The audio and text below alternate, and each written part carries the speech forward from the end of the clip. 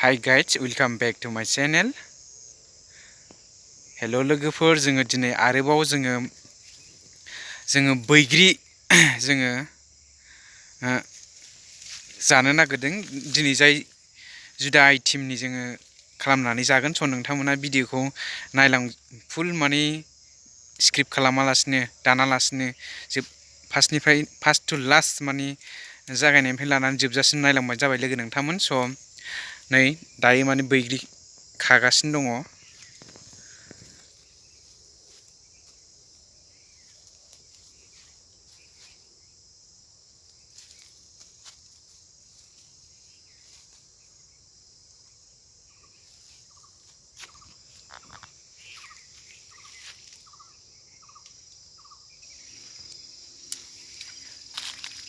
आज दूसरा आइटम से बना के खाएगा गाइस।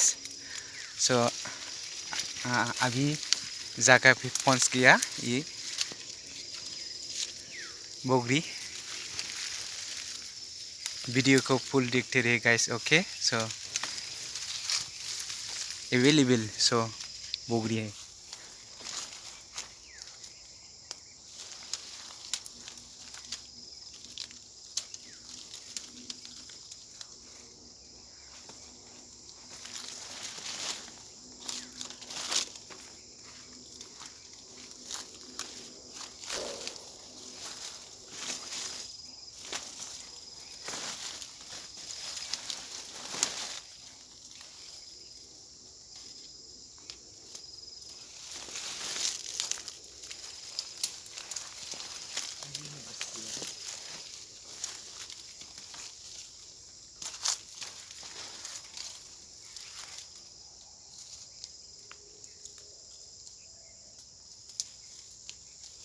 एसे गोरा गोराखौ खा।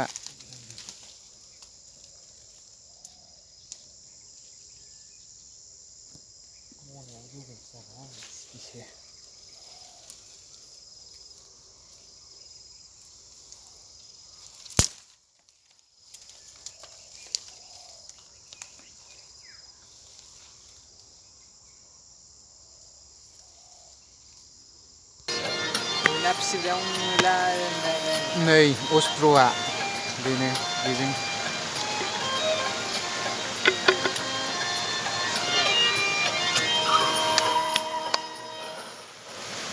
देनानै जागोन। बेजोंनो नायलांबानो जाबाय भिडिअखौ नोंथांमोना।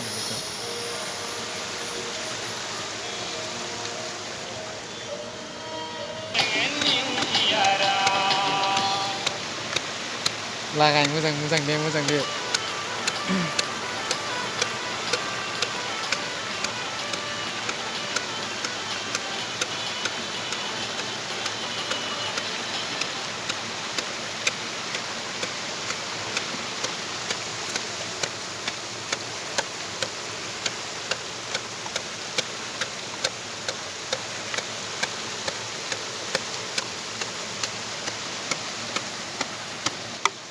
Video kalau baik ini gitu.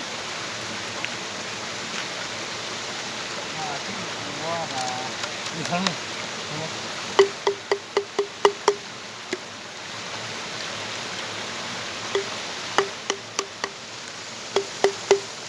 Nyaman jago kita nih. दा खम जासिगोन नोंना खिन्थु मोनोब्रा एसे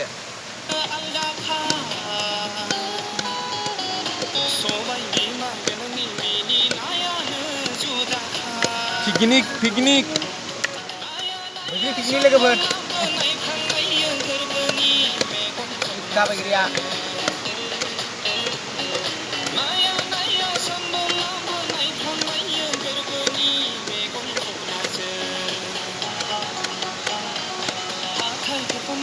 दा बेखौ जाखांनानै मोसानांगौलै मोसानांबाय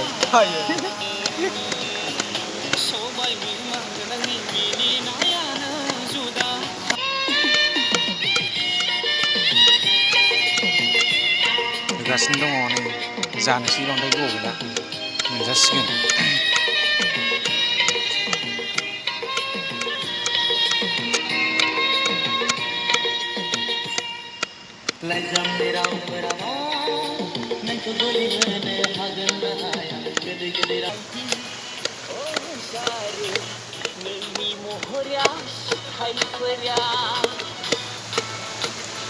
जानोसै दे फटाफट मोजां देलै बाबु मोजां दे बारा होनांदों बारा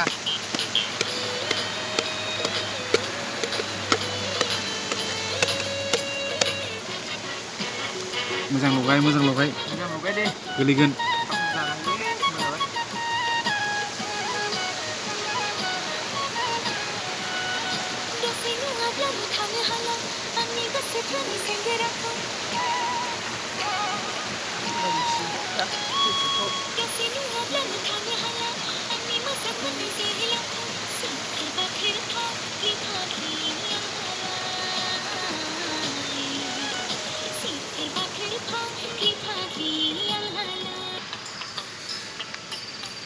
जानाय जासिगोन लोगोफोर नै आरो आं भिडिअखौ बावनो दोनथ'नाय जासिगोन लोगो नोंथांमोन बाय बाय थेंक्स फर वाचिं